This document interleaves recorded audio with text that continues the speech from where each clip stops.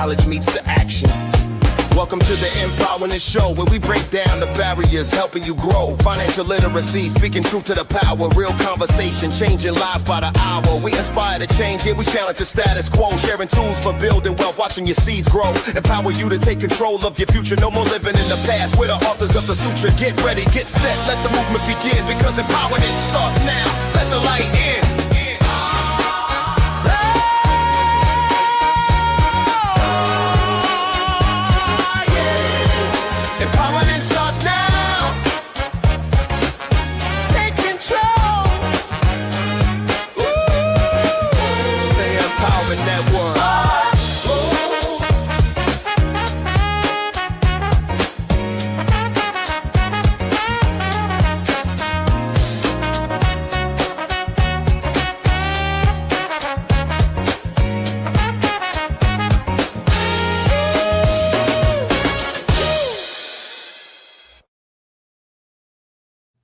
Hey y'all, good evening. Welcome back to Sharing Your Light with CMG.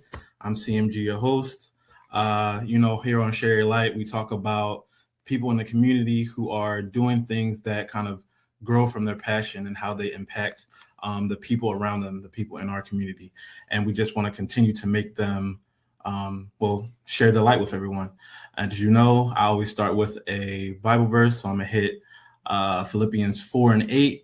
Finally, brethren, whatsoever things are true, whatsoever things are honest, whatsoever things are just, whatsoever things are pure, lovely, of good report, if there be any virtue, if there be any praise, think on these things.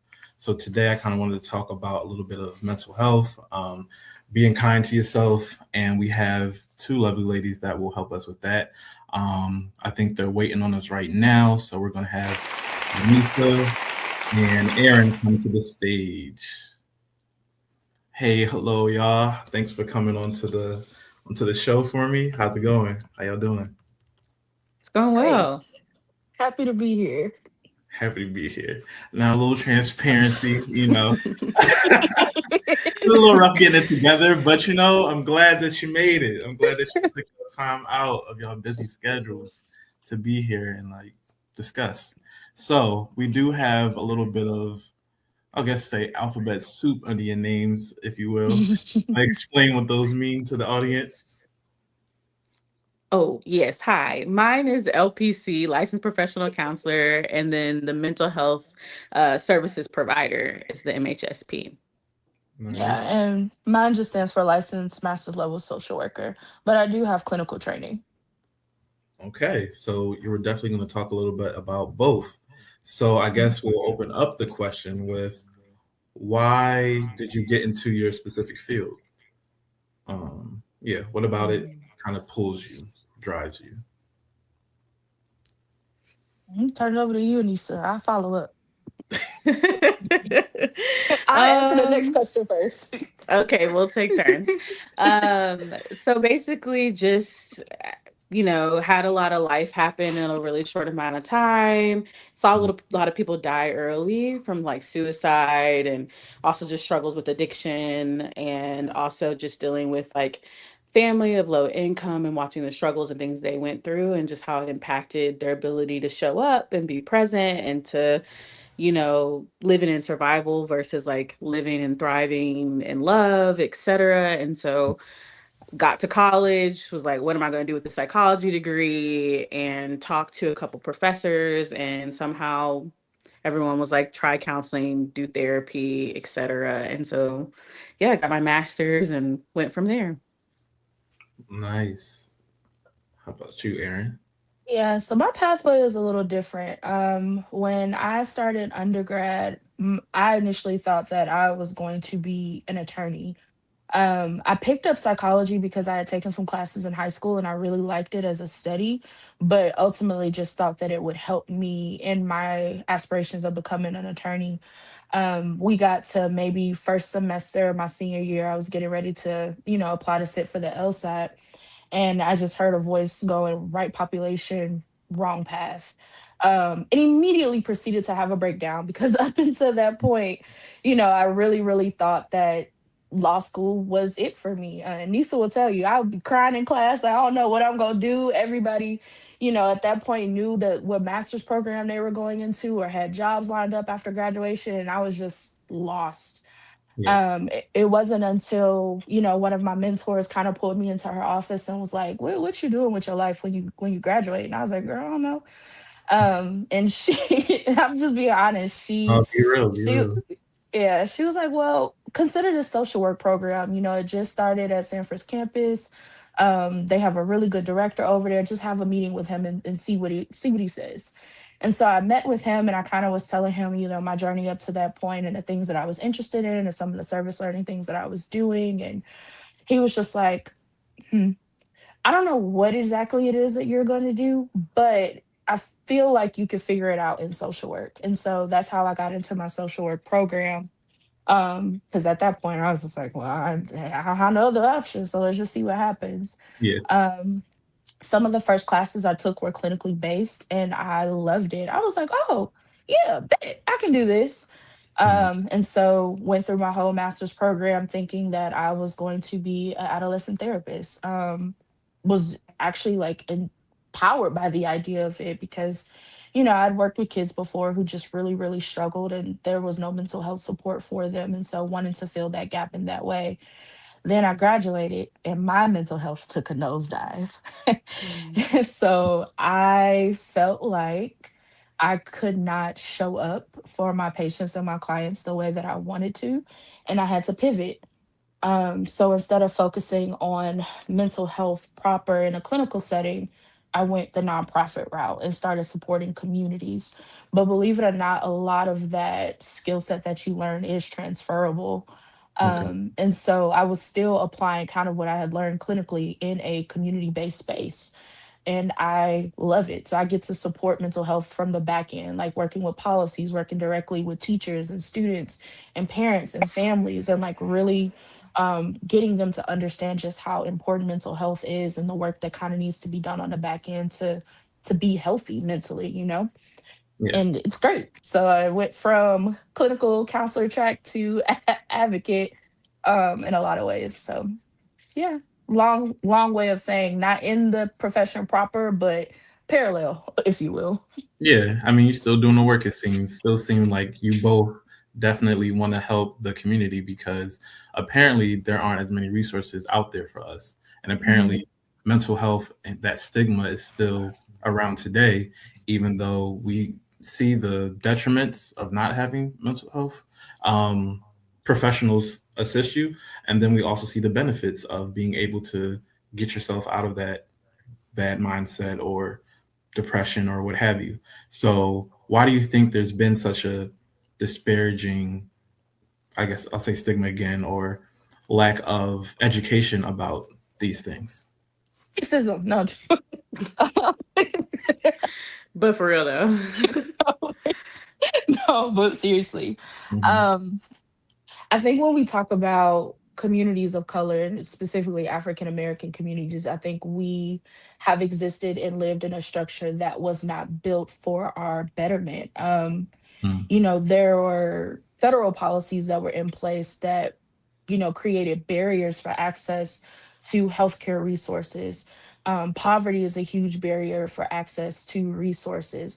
And then, even if by some, chance that you do have the capacity to get access to the resources, you walk into an environment where you still may not be supported because, there may not be culturally competent individuals who are administering care, right? There's a lot Mhm. Mhm. of mistrust within the healthcare system. And then the other side of that too is just like there are a lot of I'm trying to think of the politically correct way to say this, but um, there's a lot of stigma around mental health in general, and I think part of that is rooted in a poverty mindset. Right, Black people in particular do not have the luxury of being mentally ill. Like mental illness is a white person's luxury, right? Because you kind of just got to keep trucking and keep going and doing what you need to do to provide for your families. And so there's a lot of misinformation there and a lot of missed opportunity there to support. But you have to have people who are willing to work in these communities and do the work. And as much as there are people I think who are genuinely passionate, it's not enough to offset the need. Right. That makes sense. Yeah. Yeah, I definitely agree. I would say like it's also very systemic, and that Mhm. idea that like access is so important with stigma, and the idea of like can we reach it easily? Is it understandable? Is a language that we use, and that cultural competency. And I think it's important to say that focusing on your mental health is a privilege in some ways. Like if you're Mhm. worrying about where your rent is getting paid, where your next meal is going to come from, if you're worried about how to like balance all of this and still make it over on this side of the city, because let's be real, all the mental health locations are not centrally located, and they're not Mhm. easy to get to. They're not near bus stops. They're not near like the communities we live in, because they don't think that makes money, because it is a for-profit thing, and it's an insurance thing. We can spend hours talking about insurance and the feelings around insurance and things of that nature. And so I think it is just like what Erin is saying. Like, I mean, she joked at the beginning saying racism, but like, let's Yeah. be real, Yeah. like, very much so it impacts that and the stigma. And I do think generational too, right? Like, when she says that they didn't have the time to focus on it, your parents are grinding, hustling. They don't, like you go to church, you pray about it, and then that's kind of where you leave it. You leave it to Right. God.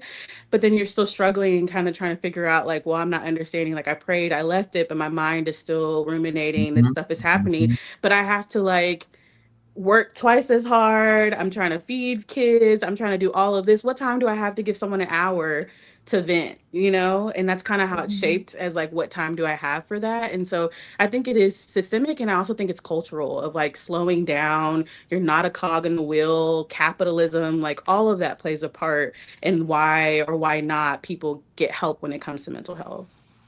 Yeah, it just seems like it's never enough. Like everything you do is never enough. You're constantly moving forward and trying to push the needle. And even when you get to your goals, you kind of say, well, that's cool. That's what I'm supposed to be doing anyway. So what's next? Mhm. And because of that Mm-hmm. walk or run, if you will, you're just letting yourself fall to the wayside and you're continuing to burn yourself out even more and even more. And it just seems like now you're drowning. And Mm-hmm. who's going to throw you that lifeline, right? And that's very much like a survivalistic trauma response, because you have Mhm. to be prepared for the next thing. You don't want to be caught slipping. You don't want to, you have to be prepared in case the other shoe drops. That means you're never where your feet are. You're never Mhm. like in your body, present, showing up fully, because you're thinking about the next thing. That's anxiety. That's being anxious about what's to come and worrying about, am I going to get it right? And what happens if I get it wrong? And all of that. Like, that is survivalistic, and that's not actually thriving. But as a society and as a culture, especially a Black culture, that hustle, that grind, that Yeah, like having to over prepare, that having to be perfectionistic, the next goal after the next goal, that is all like working against you, though it seems like that's the way to succeed. yeah, Yeah, because and also take into consideration too, like having that mindset, struggling with those things, but then also maybe having to support children who are having, mental health disturbances, not only in an education framework, but also, not having the language or not having the knowledge to be able to advocate for them with their PCP or, with the actual professional who may be talking about medication. Like, do you even understand like what this medication is doing to your kid? right, And when is it time to like titrate up or titrate down, like you do, things that you just don't know. And god forbid they are presenting as a behavior issue within the school, because now we're navigating the IEP process, right? And like, trying to make sure that they stay in school and dealing with people who also don't have a background, understanding mental health. And so it really does kind of snowball into this really really huge thing that ultimately like our communities for the most part are not prepared to handle. Like, where do you learn how to do this? exactly. And then it's like as you grow older, especially if you had these issues as a young person, and then not being able to talk to your mom or your dad or whomever in your Mhm. community to kind of direct you. Now it's like you're older, you're an adult, and it's like you still have to move, but you still have to take care of yourself. And it's like no one's Mhm. teaching you how to do that because again, I got bills. Mhm. I gotta keep it pushing. I would love to, curl up in a ball and, just lay down, cry or whatever. I mean, I do cry, there's nothing wrong with crying. But Mhm. just taking a break and just wallowing. But it's like, all right, if I do that, who's gonna help me? Like Mhm. that doesn't mean you don't have community and whatnot, but it just means like you still have to take care of business. And it seems like business is coming first before yourself, which is a recipe for disaster already. Mhm. Mhm. How can you, how can we, I guess, start to combat that in a way that doesn't seem like a full shift? Just seems like maybe little by little. What do you think you could do? I think one start is vulnerability and just being honest about what you're going through. I think a lot of times there is ego in the room, and then also which leads to feeling like it's weakness to say like, yeah, I'm grinding, but it's hard. Like, yeah, this is I made it through and like I make it look easy, but it's not easy. Right. And I think just being honest about that and transparent about that would allow others because like calls to like we are communal people. That is true by biology, by science, by like spirituality. We're communal. And so hearing someone else say like, oh yeah, this wasn't easy, opens the space for someone else to be like, I'm struggling too, or this wasn't easy, or yeah, I've also had those thoughts, or yeah, this has been something that I have dealt with. And I think if we start there and make it more common to talk about, it would really do leaps and bounds for us in terms of getting mental health more out there and less stigmatized. I feel that. I feel that for sure. Because I feel like before I even started going to therapy, I guess I was talking to some of my friends and just talking about how hard it is, like being new in the workforce, this whole adulting thing. It's like I'm still like a grown teen, but I'm also grown enough to handle business, and there's also people my age that are grown enough to handle business. And it seems like everyone on social media is got it all together, they're doing the thing, they're traveling, they're making boku bucks and all these things, but behind the screen people be breaking down, people are crashing out, people are doing all the things and just having it be so hard. So being able to talk to them was definitely helpful for me. And they kind of said they were talking to their therapist and was like, okay, maybe I should start trying to look into this for myself and move forward. So I definitely think that vulnerability aspect is a huge part of what needs to be done. Aaron, I didn't want to cut you off. Did you want to tap in? Yeah, I don't know. I think I have a more systems level answer, which is just kind of like, you interact with people who are teachers, you go to churches, at some point I would hope you have seen a doctor. Right. I think for me, I feel like a lot of encouragement in these spaces just being like, it's okay to not be okay. Yeah. It's okay to ask for help. It's okay, if you don't have it all together, like there's some support, there's a safe space for you. And being very intentional about asking the questions like, are you good? Do you need anything? I remember my first, even though I was in a master's program though and was being clinically trained to provide therapy for youth, I still struggled with the idea of having to need a therapist. Yeah. And it wasn't until I got to rock bottom. And when I say rock bottom, I mean we found out hell had a basement. Like it was Mhm. terrible. But it wasn't until I got to that point and having a conversation with Anissa and her being like, girl, you might want to go talk to them people. And then me Go being talk like, to that well, lady. To that lady, yeah. literally, because at that point, like I could not do it. Like I could not function on my own and I needed the Yeah. help because it was just getting bad. But again, that came from being so low and in a space of being just so vulnerable that I didn't have a choice but to be honest about what was going on with me because I couldn't even mask anymore.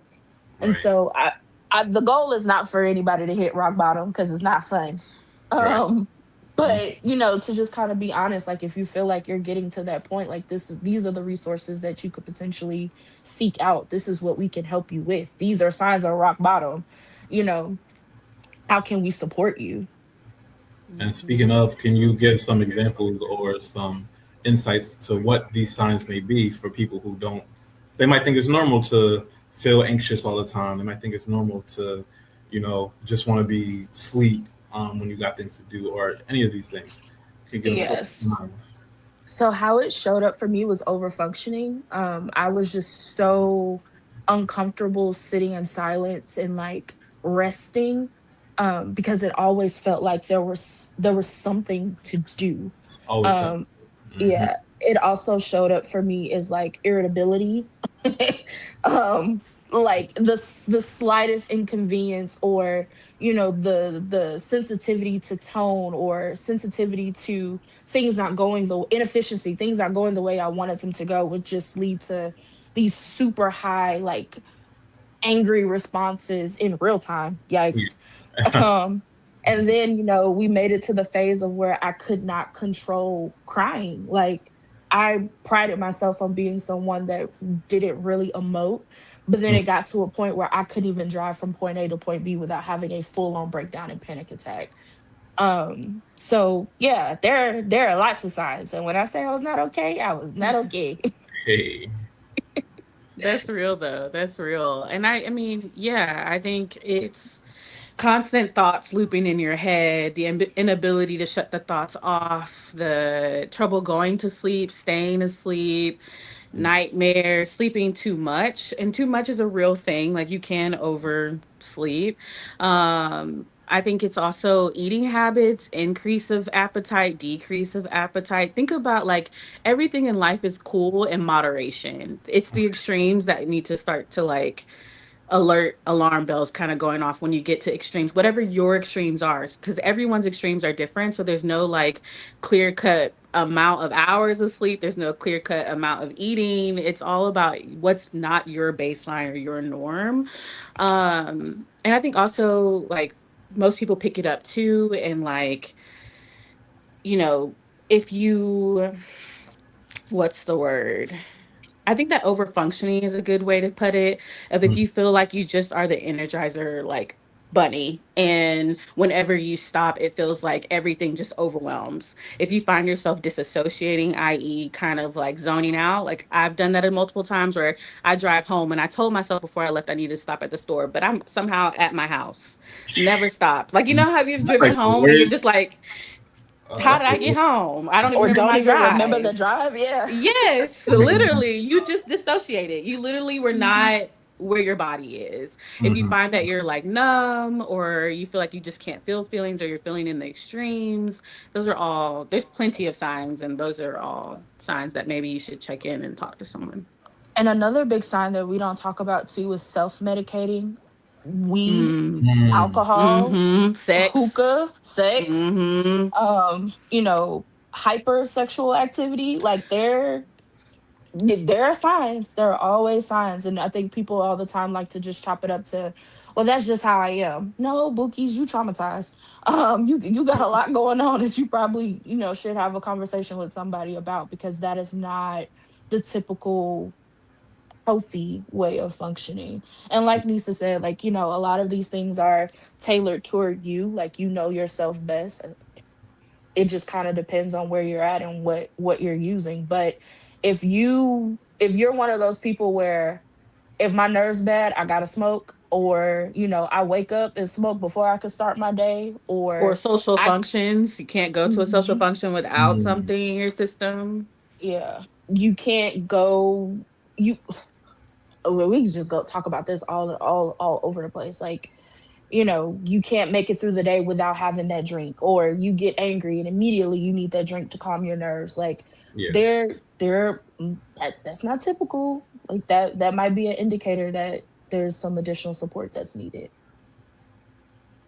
Okay. Yeah. So everyone listening, please make sure that you are being aware of what's going on with you and any changes in your mood and behavior, because clearly things be going on. And y'all said a lot of things that it's like, let me think about that. Let me think about that.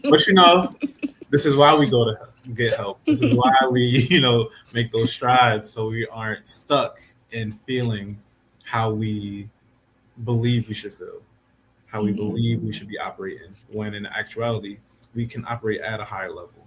But we need to be able to be shown that you can, because I feel like a lot of times we're set up to show that we can't, especially as Black people. And Yeah. it's definitely unfair and tiring, to say the Yeah. least.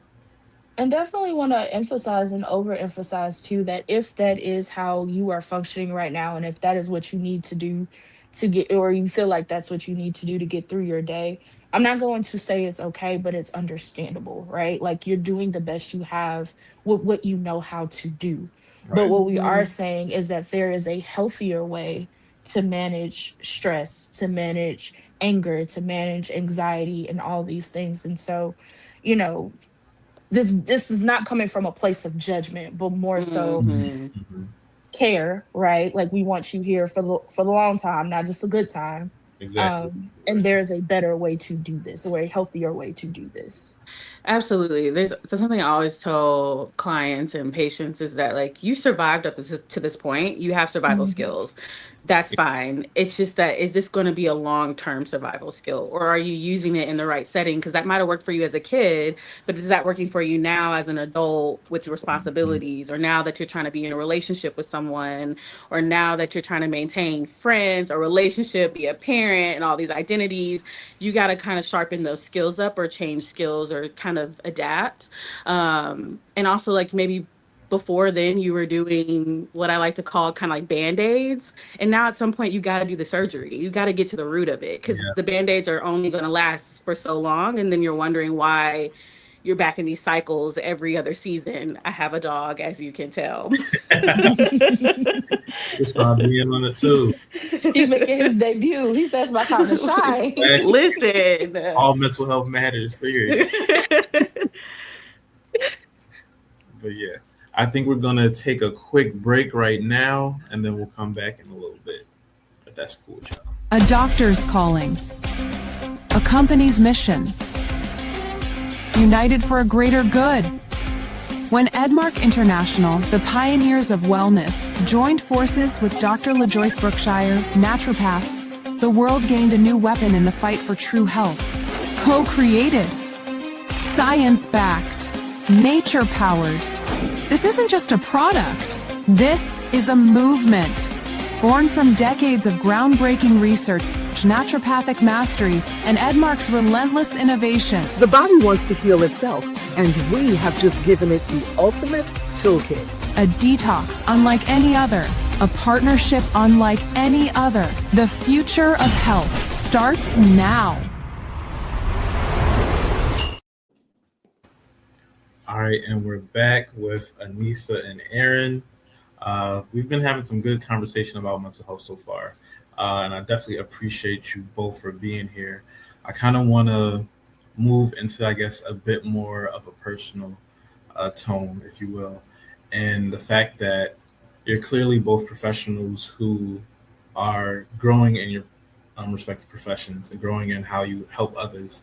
How do you think you can combat doing this while having your own mental, maybe I would say, maybe hiccups, or basically like, how can you pour from your cup if you're always, how can you refresh your cup if you're always pouring out? I think that's something that I kind of struggle with a lot, where I love to help others. I call myself the quote unquote pseudo therapist for friends and family, like all the time. And it's easy to kind of give them the right advice and tell them how to do this and tell them how to do that. But then when it comes to myself, it's a bit harder. Like it doesn't click. Like I know what it is logically. I know the feelings are fleeting or what have you, but it doesn't always settle in, like in my spirit or whatever. So how do you navigate that as outpours, if you will?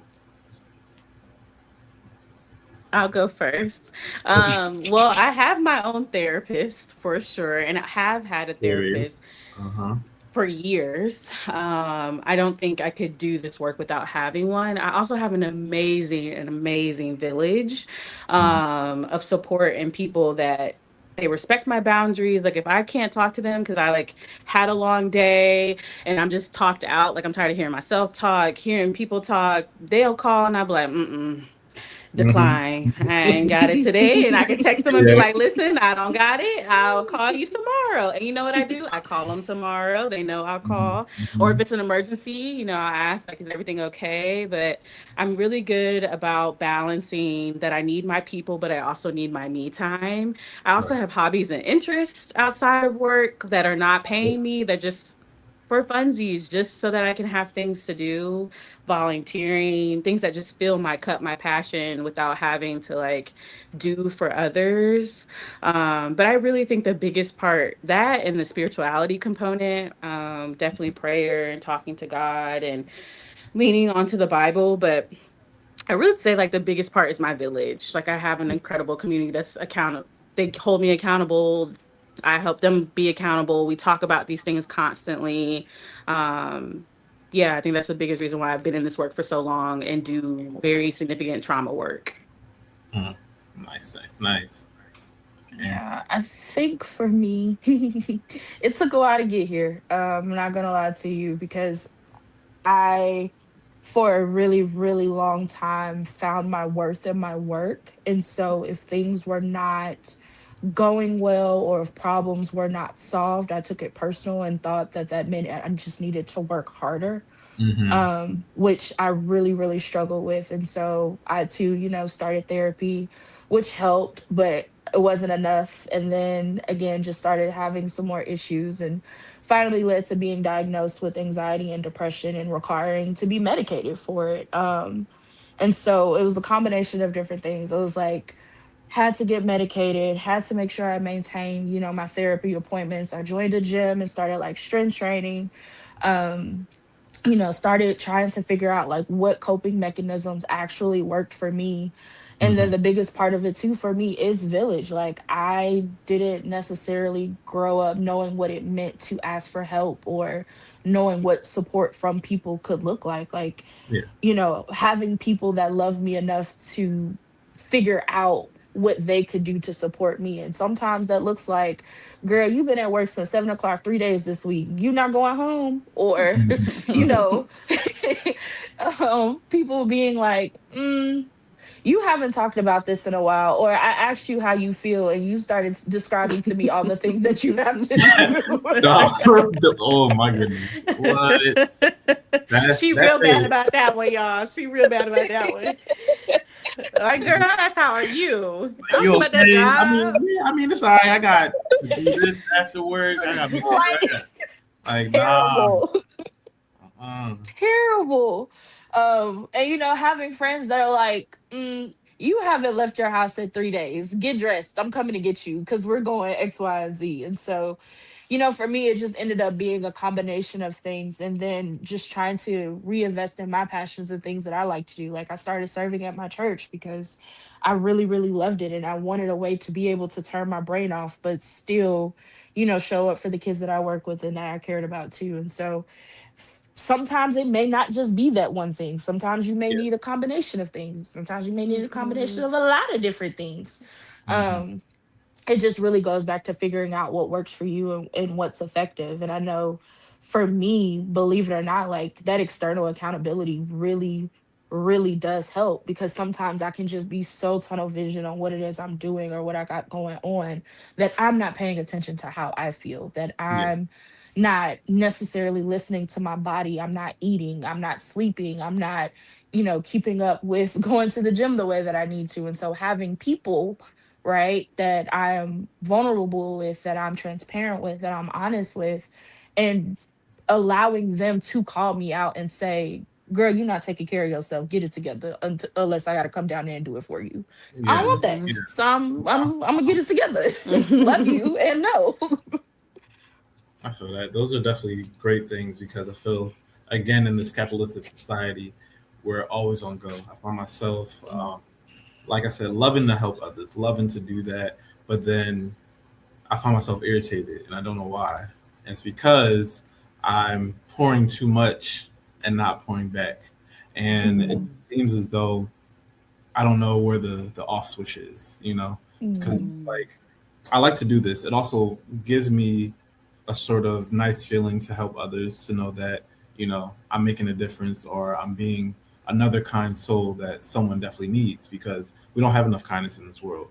But then you start to ignore the signs, like you said, like you're just on go doing everything, and then you just want to, hey, I don't know, you just want to do like you just too, because I don't know what to say, But yeah, like it's a lot. It's a lot. You just got to make sure that you're maintaining, and it's hard to do so. But I want to ask you a question: how can you maintain if you feel as though you may not have that village? Because everyone's not blessed with a village. So what do you think that you have to do in that case? Um, Well, just to answer like the aspect of feeling like you have to show up for people and feeling like you have to do something to maintain and like, Mhm. always be available to people. I think one of the most profound things that I ever heard was from my pastor, and I was explaining to him kind of the same thing, and he was just like, "Hmm, why would people pray if they know they can just go to you?" And I was like, Mhm. "Yikes." Hey, woo, Okay. he starts spitting. Right? Talk Ate you about up. immediately uncomfortable. Like hot around the collar, Uh-huh. everything. I don't want to have this conversation no more. um, and so it really put in perspective to me just like kind of how much I was pouring into other people and how much I was pouring into work, because in reality, right, like God calls for us to love people, God calls for us to help Mhm. people, but he Yeah. does not tell us we have to be everyone's everything. And so that was kind of freeing anyway, like being able to say like I don't have the capacity to do this, like I love you, but this is what I can do, right? And this Yeah. is what's not going to be too taxing for me in this moment. And when you first start setting boundaries like that, you will struggle with the guilt and struggle with worrying like what will happen to people if you don't do it. But the Mhm. God we serve, right, supports everyone and loves everyone. And you might be in the middle of their character development. So go ahead and get out the way so Yeah. that God can do what he needs to do. Um, but yeah, if you feel like you're struggling with maintaining, if you feel like that you don't have a village that you can lean on, I really would encourage you to like that would be another reason to seek like a licensed mental health professional, because I mean, they essentially become your village, right? They become the safe space Mhm. for you. They become the person that can hold space for you, the person that can hold you accountable and that you can be vulnerable with.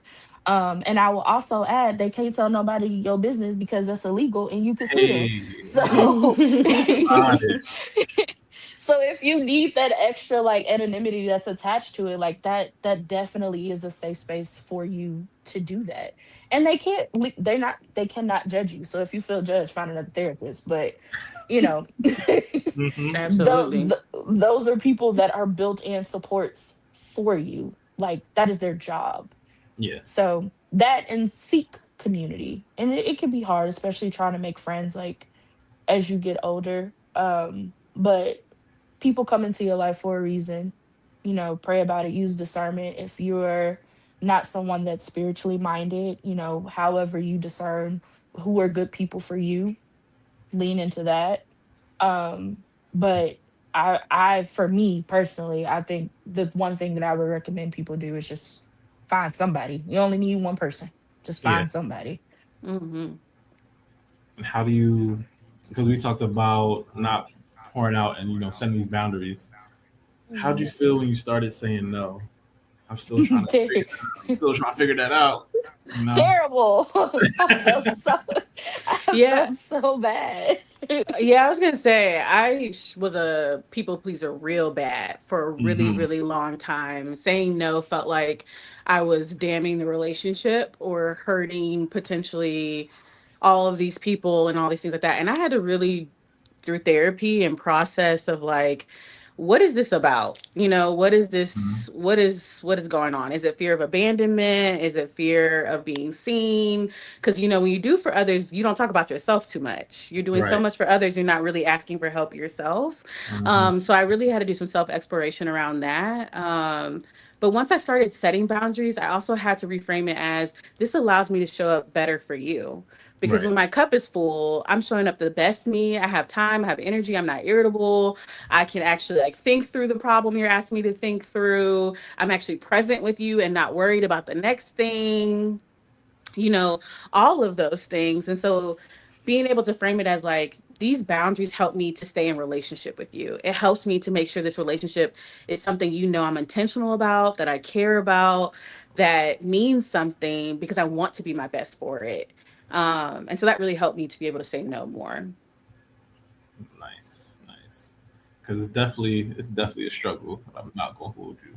It's just Hmm. so I think we're so wired to say yes, especially depending on how you grew up. Like, oh, if things need to get done, you got to do it. Or if you grew up with thinking that you have to do to receive love, I think that's a big detriment as well, and a lot of unlearning with that.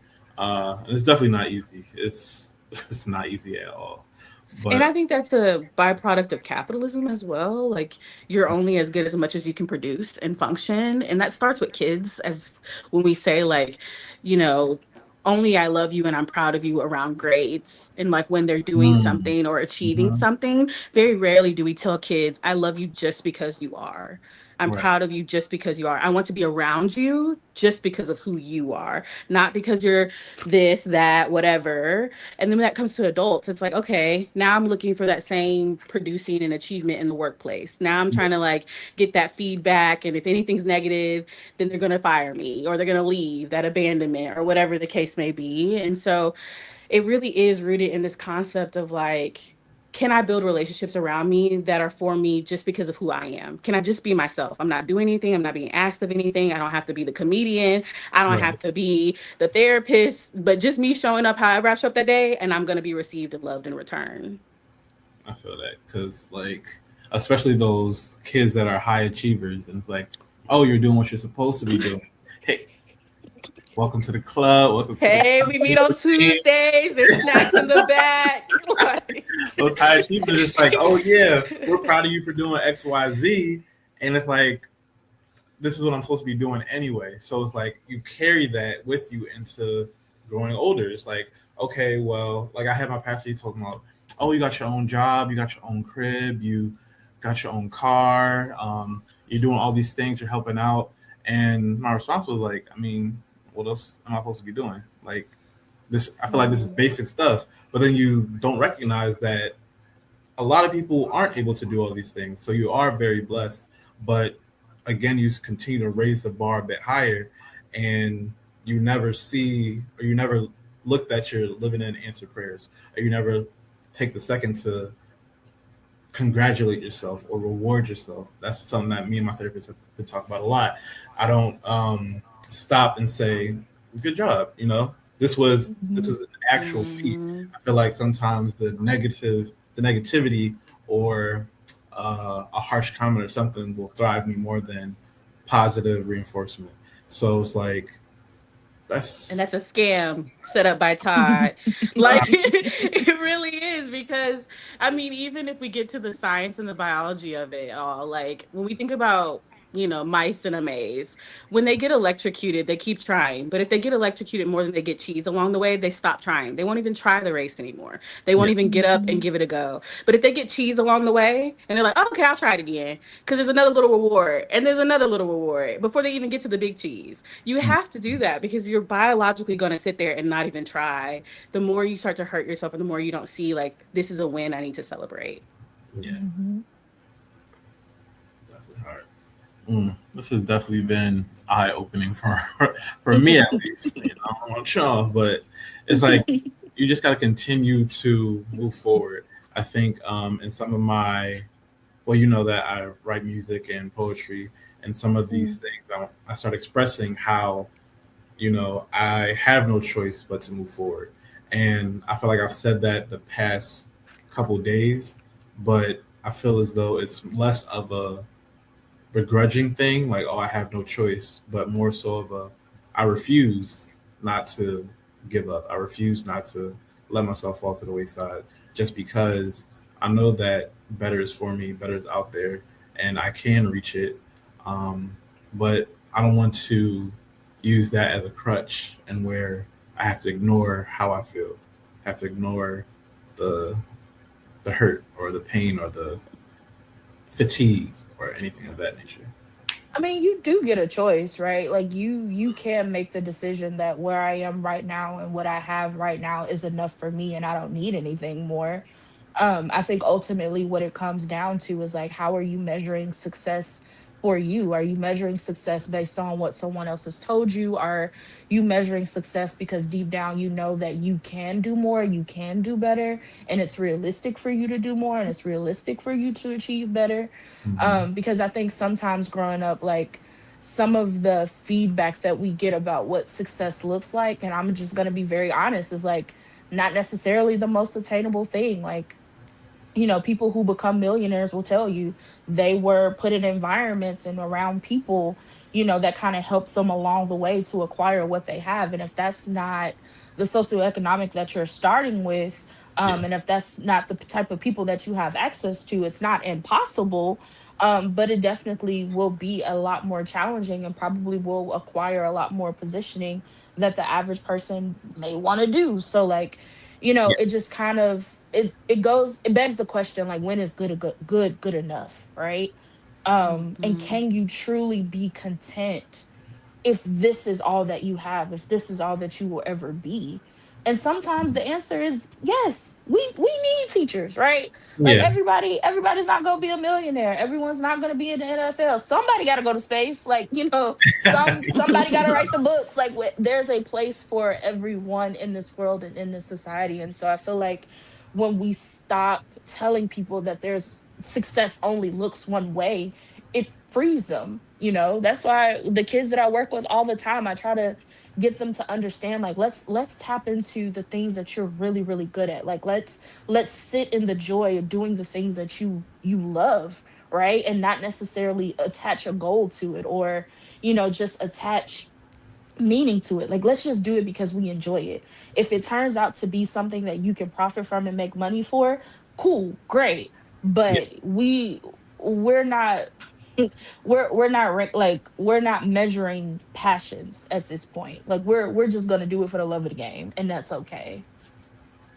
Mhm. That's, that's beautiful. So speaking of that, what are some of your passions that just get you going without tapping into too much of a capitalistic mindset? Just you just feel free, you just feel at peace doing these things. Oh, we travel. I be Yeah, using you that talk about passport it. like Look at that joint. we Tat it up. Uh huh. listen, we out, okay? I really, really love traveling. I love exploring. I love, Hmm. learning about other cultures, going different places, and just really broadening, like, my sense of what it means to, like, really function and live on this side of eternity. Like, I feel like when you travel, you never look at life the same, because you realize Hmm. just how much bigger this world is than that 60-mile radius that you live in, right? Yes. And I don't necessarily even mean just like traveling internationally, although when we got the coins, that's what we're doing Hey, now. uh huh. Catch a flight But somewhere. Nice. yeah, take a drive, go 2 hours outside of where you live, like, take the weekend, go be among people that you've never met before, go eat food that you've never met before, like, just go do something different. And if you find that that's not what you want to do, and you just want to sit and be and just have a monkey playing cymbals in your head, that is okay too. Rest is okay too. No, Mhm. that's right. Because, like, man, traveling is different.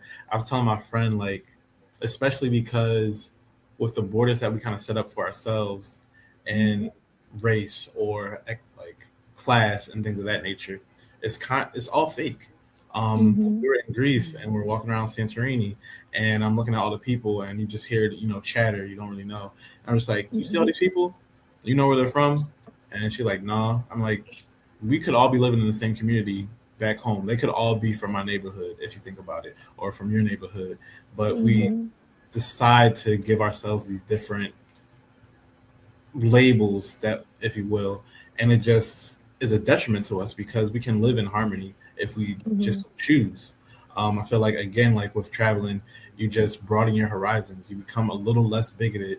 I mean, if you do it right, if you have an open heart, Yeah, because some people true. travel and still Mhm. they suck. But when you just see people enjoying themselves, like you said, being who they are, not having to, especially outside the U.S., like not Mhm. having to subscribe to the mindset that hustle is life. It's just different, and it just, I'm like, I can see myself over here. I can see myself in Amsterdam and Paris, Greece, like these different places where it seems slower, life seems more enjoyable. It's just Mhm. better. And I'm So not gonna hold you. The most impactful trip that I think I've ever taken was to a village in Nigeria, right? Like, mhm, we're living among people that don't necessarily have access to Wi-Fi, internet, indoor plumbing, electricity, like, very, very high poverty area, but there's so much joy, right? Like, mhm, you're among Mhm. people who are just so happy to help you, to teach you, to show you the way that they live.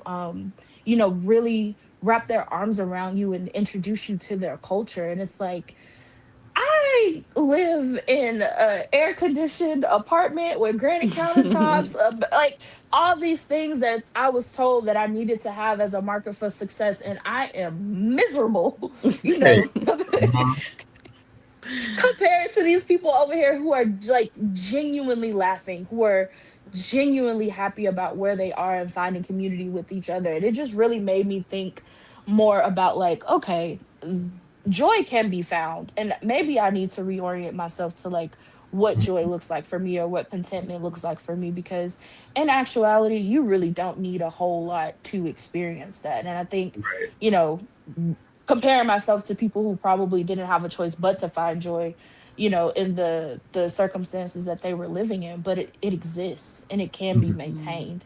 You just have to Mhm. choose it. I feel that for sure. I feel that for sure. Anissa, do you also travel? That's your thing. That's your big Oh thing. yes, yes. We love a good travel. We love a good passport stamp, global entry, get me in and out. Hey, But I also say like even if it's not about traveling, because I think passions can be without money, whatever the case may be. I love a good book. I think for me, growing up the way that I grew up and growing up in a midst of survival, a book was traveling for me. Escaping into a Mhm. story, realizing that there was a different world out there and I could just go to my local library because I am a big, big support and advocate for the public library. I will fight tooth and nail. If they don't have a fan, I'm dead, okay? Because that is the number one place to be, support, and do the things.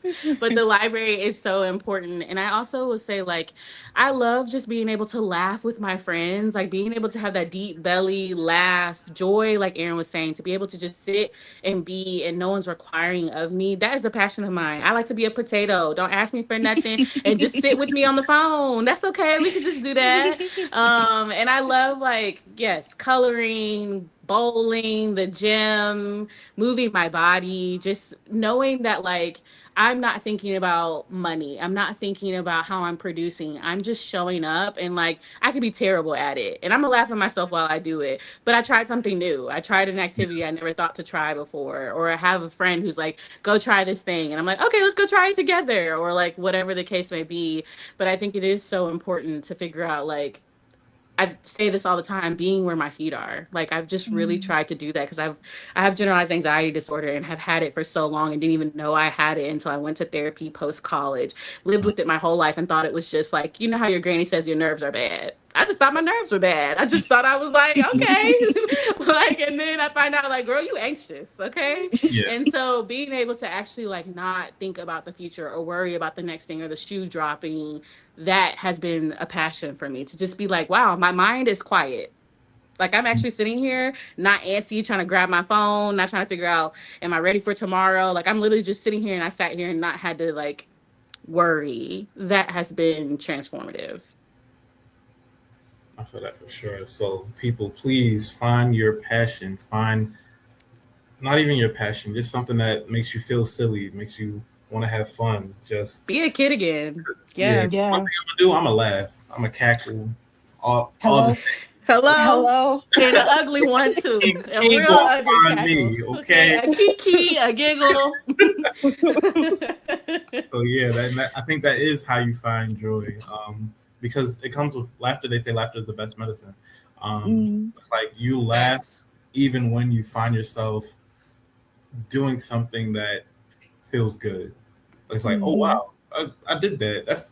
It's kind of funny that I was thinking that I couldn't, or it's kind of funny that I think I wasn't capable of experiencing this. So it's just like continuing to move forward in that aspect. You can never find too much joy. I think you just have to Mhm. embrace that and just find it, even if it's just like a minuscule little thing, like, oh, I set up this post-it note that says, I don't know, whatever, but it just makes you feel good. So just continue to do so. I think we're gonna be wrapping up soon, but do y'all have any questions for me? I feel like I've been grilling y'all, but you know, if not, that's cool. You know, you know, Why?